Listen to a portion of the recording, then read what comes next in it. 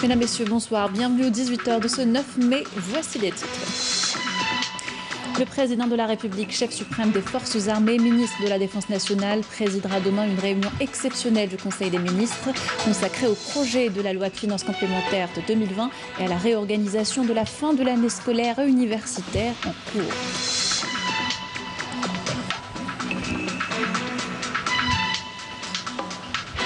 Un hôpital de campagne mis à la disposition du peuple sahraoui dans le cadre du raffermissement des efforts de solidarité et de la promotion des relations humaines et fraternelles entre les deux peuples, algériens et sahraouis, sur ordre du président de la République, chef suprême des forces armées, ministre de la Défense nationale.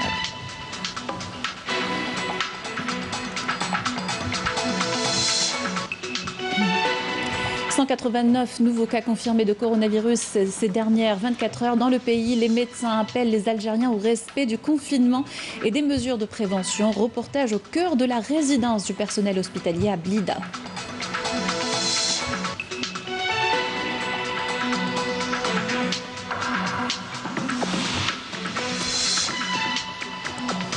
Zoom ce soir sur le confinement chez les sportifs de haut niveau. Pas d'arrêt des entraînements malgré la pandémie de coronavirus. Exemple avec le karatéka et coach national Hichem Nemla qui s'est adapté aux circonstances.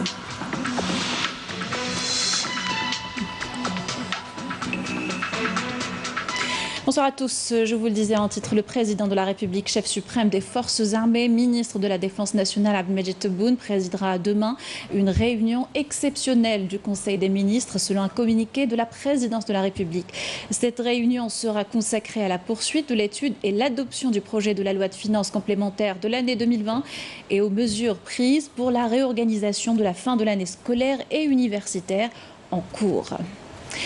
Le haut commandement de l'armée nationale populaire a mis à la disposition du peuple sahraoui un hôpital de campagne afin d'assurer toutes les prestations et assistances médicales nécessaires tout au long de la pandémie de coronavirus que connaissent actuellement l'ensemble des pays du monde. L'action a eu lieu sur ordre du président de la République, chef suprême des forces armées, ministre de la Défense nationale et qui s'inscrit dans le cadre du raffermissement des efforts de solidarité et de la promotion des relations humaines et fraternelles entre les deux peuples. Saïd Fellak.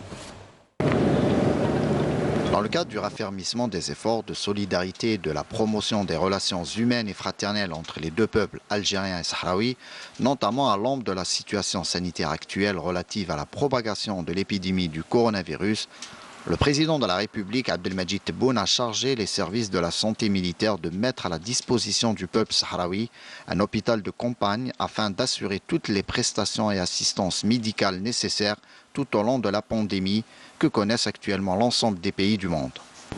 باسم كل الشعب الصحراوي باسم المرضى خاصة باسم السلطات الصحراوية نبغي نشكر الدولة الجزائرية. Au nom de tout le peuple sahraoui, des malades et des autorités sahraouies, je voudrais remercier l'État algérien, notamment le secteur médical, pour avoir mis à notre disposition très rapidement cet hôpital de campagne. Un grand merci pour ce soutien indéfectible au peuple sahraoui pour ce qui est de ses droits les plus élémentaires, notamment les soins médicaux. عناية أو مواكبة أو مرافقة أو علاج طبي مثل هذه الحالة. Cet hôpital de campagne est doté de tous les moyens nécessaires pour une bonne prise en charge des malades. Un service de stérilisation et un autre pour les interventions chirurgicales, des salles de réception, un laboratoire, des services de consultation médicale, réanimation, maternité, radiologie, ORL et ophtalmologie. Aussi, un service spécialisé pour le suivi du Covid-19 est disponible et dirigé par des médecins spécialistes.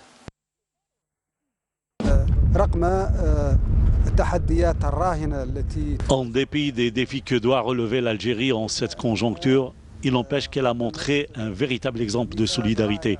D'autres pays ne manqueront certainement pas de suivre cet exemple. Il convient de souligner que l'Algérie avait envoyé au peuple sahraoui le 30 avril dernier des aides humanitaires composées de produits alimentaires et d'équipements pharmaceutiques acheminés par des avions militaires. La première mouture de l'avant-projet de révision de la Constitution a été dévoilée jeudi par la présidence de la République. Hier, nous avons passé en revue les principaux axes du texte. Aujourd'hui, nous nous intéressons au chapitre relatif aux droits fondamentaux et aux libertés publique, notamment la consécration du principe de sécurité juridique, la consécration constitutionnelle de la liberté de la presse.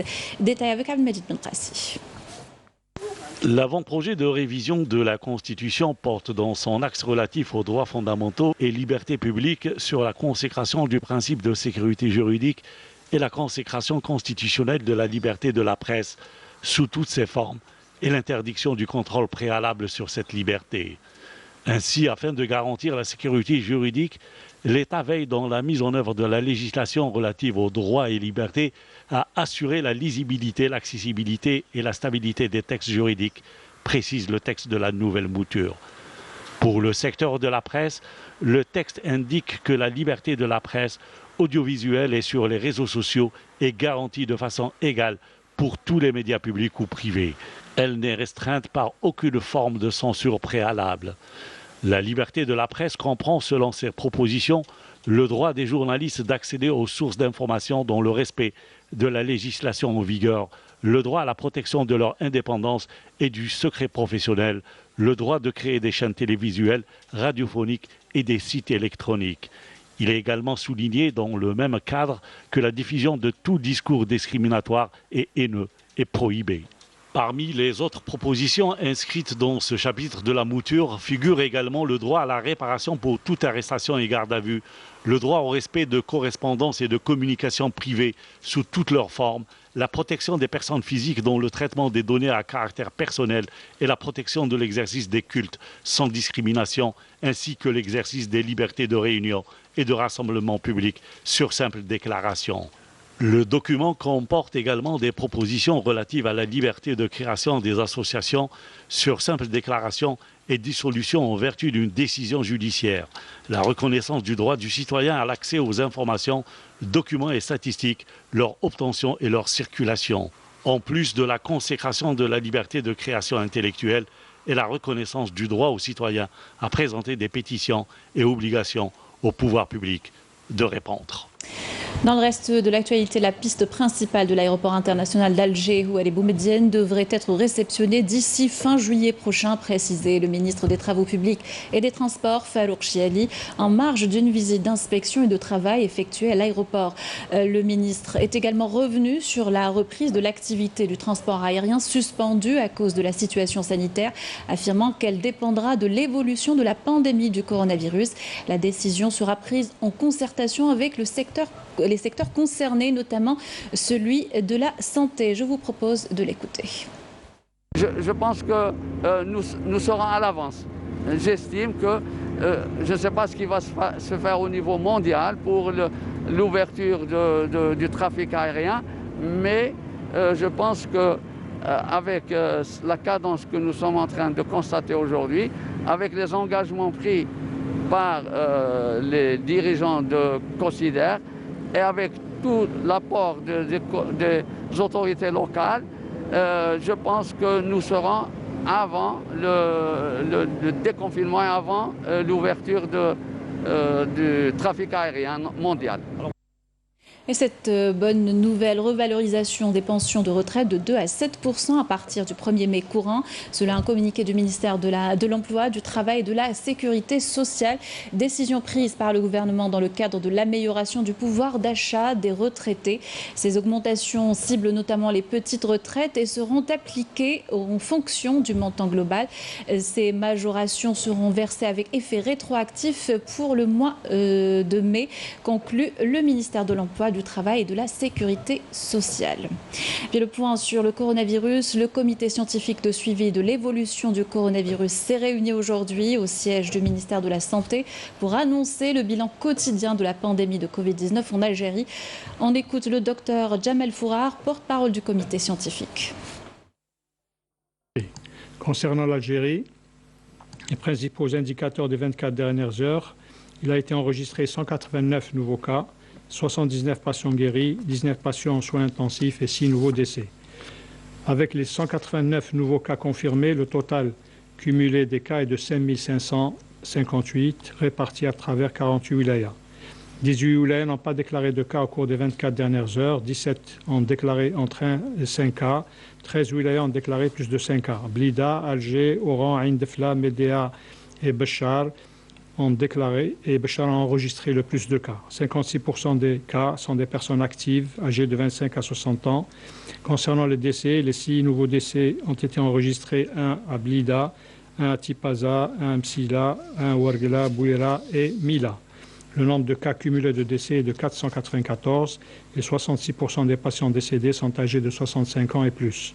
9157 patients ont bénéficié du traitement dans le cadre du protocole thérapeutique, dont 3800 cas confirmés au laboratoire et 5357 cas à l'imagerie médicale. Le nombre total de malades guéris qui ont quitté les établissements hospitaliers est de 2546, dont 79 au cours des 24 dernières heures. Il est à noter enfin que 19 patients sont actuellement hospitalisés en soins intensifs. En conclusion, nous affirmons que toute négligence à l'égard des mesures préventives de base entrave les efforts de lutte contre l'épidémie et aggrave inévitablement la situation épidémiologique. Nous rappelons une nouvelle fois la nécessité d'une vigilance constante et d'un strict respect des conditions d'hygiène et de confinement à domicile. Merci de votre attention. Direction Blida, l'épicentre de la pandémie, à l'instar de tous les établissements sanitaires. Ceux de la wilaya sont mobilisés face au coronavirus. Un quotidien difficile pour le personnel hospitalier qui appelle au respect des mesures de prévention et du confinement, seul moyen de sortir de la crise. Alafir Hamadouche.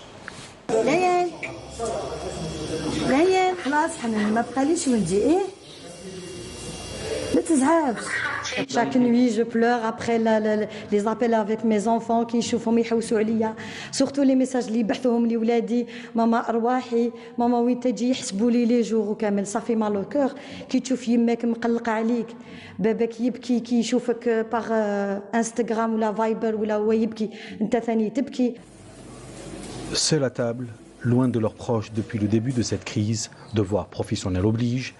Voici à quoi ressemble l'hoftol pendant ce mois de Ramadan dans l'une des résidences des médecins et du personnel médical affectés au service Covid-19.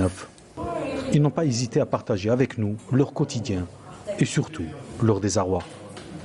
حنا محرومين من ولادنا ولي جون يخموا في حوايج العيد في كاطو تاع عيد صافي جامغي بيان يزيدوا يصبروا معانا كيما حنا رانا صابرين اون في لو ماكسيموم يزيدوا هما ثاني يصبروا ما فيها والو تكون انت معاه بخير son papa ou son maman معاه بخير خير من اللي تروح تشيل له حوايج العيد وتجيب له المرض للدار.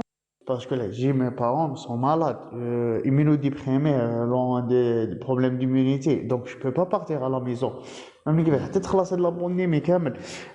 طالي في لا كونسيونس تاعي ندير لهم لا مالادي وكاين بليزيور ناس كيما انايا هكذايا في قطاع الصحه سما نضحيو بهكذا هذا الشيء ونعبانا بلي واجبنا كيما قلت لك لكن نطلبوا من ان هاد الناس يحترموا هذا التضحيه برك فقط سي سكون دوموند.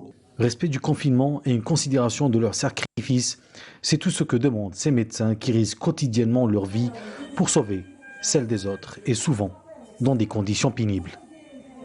اليوم الحراره بالك راهي 30 درجه برا ولا راهي فايته الوغ بلا كومبينيزون افيك اون توني جوطابل من تحت افيك اون كاميزول من الفوق ما تقدرش تحمل حنا نتحملوا السخانه هذه كاعيتك باش نقصوا لو نومبر تاع المرضى ماذا بكم ما تسيوش تعاودوا تطلعوا لنا لو نومبر من دار واش دير. On voit les malades qui sont graves, des malades qui frôlent la mort. Et à la fois, lorsqu'on sort, on voit certaines personnes qui ne respectent pas du tout. On dirait à rien. Ils essayent de vivre leur vie la plus normale possible. Donc, on est en train de faire un grand sacrifice ici, un grand travail de bénévolat ici au niveau, avec tous les risques de contamination. Donc, il faut que la population s'adapte.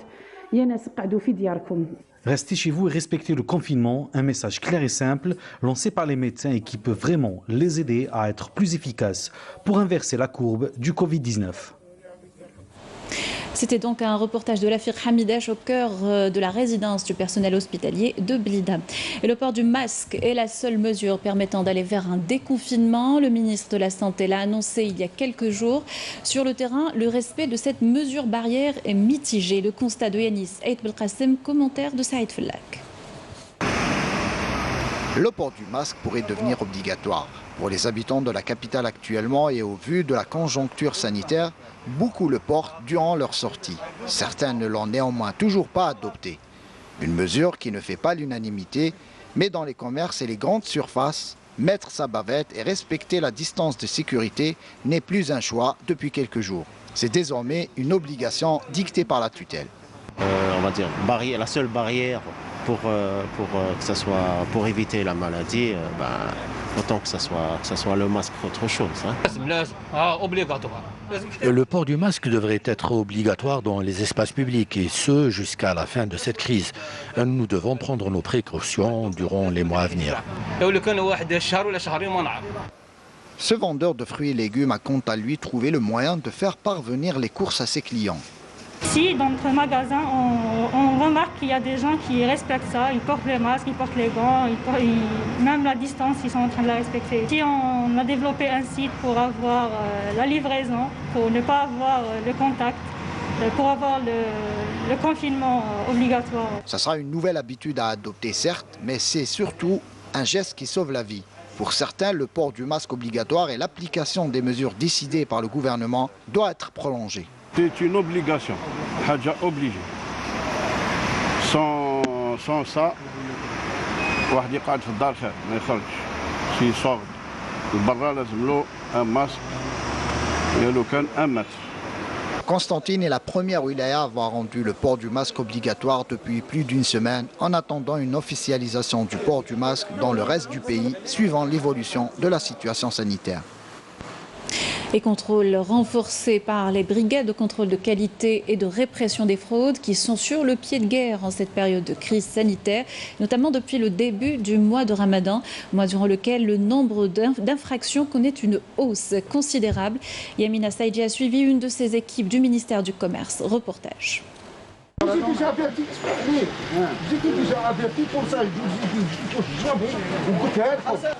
Nous avons suivi les équipes des services de contrôle de la qualité et de répression des fraudes lors d'une sortie inopinée au niveau de certains commerces, marchés de proximité et grandes surfaces de la capitale.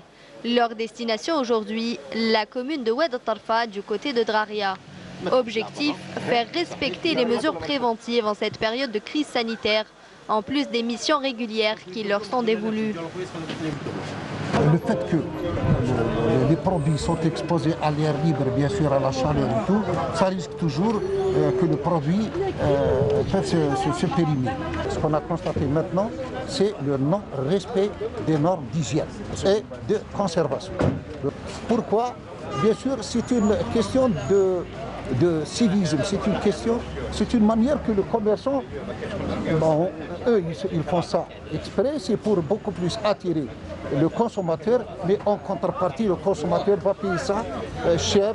Bien sûr, ça risque toujours de toucher à la santé du consommateur. Dans les commerces contrôlés par les inspecteurs, les mesures semblent être dans l'ensemble respectées par les commerçants.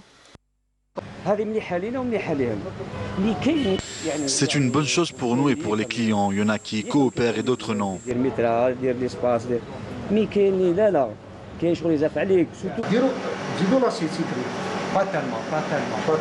Les inspecteurs ont ciblé notamment des produits très prisés par les consommateurs algériens durant le mois de Ramadan, tels que le sherbet. Ce père de famille a préféré acheter un produit emballé au lieu de se faire servir par le commerçant.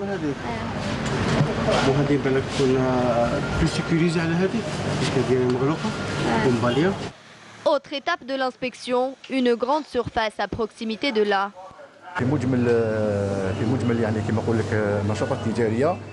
Dans l'ensemble des commerces, la majorité des propriétaires respectent les mesures préventives.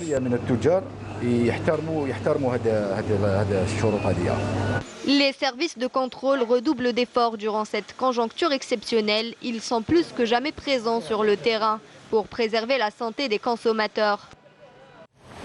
Début de la campagne moisson-battage dans la wilaya de Ouergla et déjà des résultats encourageants.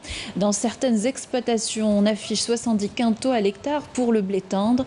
Avec une récolte de près de 100 000 quintaux de céréales attendues, Ouergla reste l'autre pôle de la filière du sud algérien. Abdelmajid Bentrassi. Avec une récolte qui avoisine les 100 000 quintaux cette saison, la wilaya de Ouergla a largement tiré profit de l'extension de ses surfaces de céréaliculture avec l'utilisation de l'irrigation par pivot. Les surfaces qui peuvent bénéficier de l'irrigation par pivot peuvent atteindre 350 hectares. Nous en avons emblavé 125.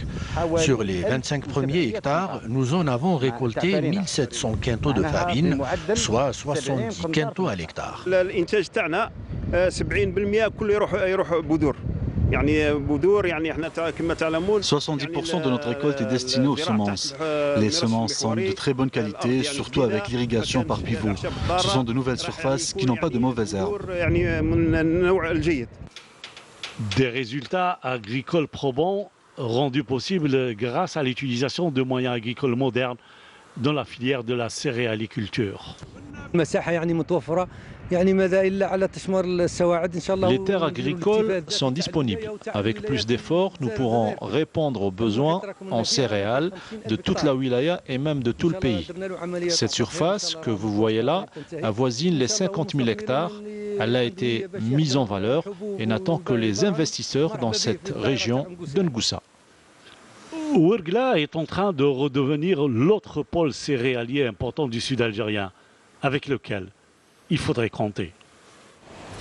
Ce communiqué du ministère de la Défense nationale à présent, dans le cadre de la lutte contre la contrebande et la criminalité organisée, un détachement combiné de l'ANP a arrêté en coordination avec les services des douanes à Tlemcen 3 narcotrafiquants à bord d'un véhicule touristique chargé de 21 kg de kif traités, tandis que d'autres détachements de l'ANP ont appréhendé en coordination avec les services de la Sûreté nationale 5 narcotrafiquants en possession de plus de 5 kg de la même substance à Batna et Ain Defla. Par ailleurs, des détachements combinés de l'armée nationale populaire ont intercepté lors d'opérations menées distinctement à Ain Gzem et Bourj Bedi Mourtar 2 individus et ont saisi 4 véhicules tout-terrain, plus de 700 litres de carburant ainsi que divers outils d'orpaillage, alors que des tentatives de contrebande de plus de 6000 litres de carburant ont été déjouées à Tébessa, Ataref et Soukahras.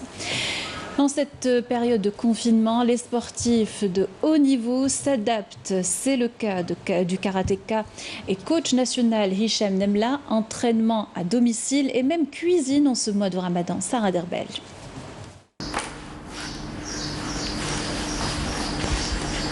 Ne rien lâcher. Les sportifs de haut niveau, confinés comme tout le monde, ont dû trouver des moyens plus ou moins ingénieux pour poursuivre leur entraînement à l'intérieur. À l'exemple de Hicham Nemla, qui a choisi de faire de son salon un espace d'entraînement. On peut faire du cardio à la maison, on n'a pas besoin d'un grand espace pour pratiquer du sport. Par exemple, à la maison, avec l'aide d'une corde, on peut faire notre séance de cardio. Et pour maintenir la forme, en ce mois de Ramadan, il est préférable de s'entraîner 1 heure avant le iftar et ne pas dépasser 1 heure d'entraînement.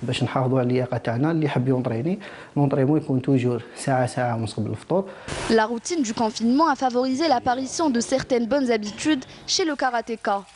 Le vice-champion du monde a décidé de mettre sa main à la pâte en préparant les entrées et les desserts du ftour. À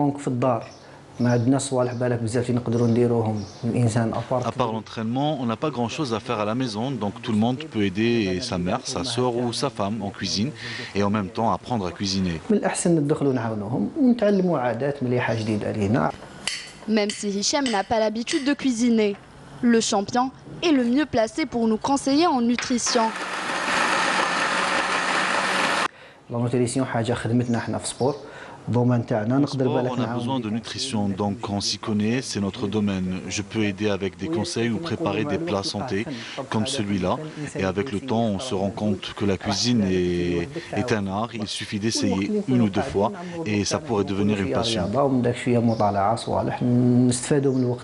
En l'absence d'entraînement collectif et de rendez-vous au calendrier, ce karatéka ne manque pas son entraînement physique quotidien et n'hésite pas à passer du temps derrière les fourneaux. Avec ceci, nous arrivons à la fin de notre journal. Merci de l'avoir suivi. Vous pouvez le revoir et y réagir sur les adresses qui s'affichent en bas de votre écran.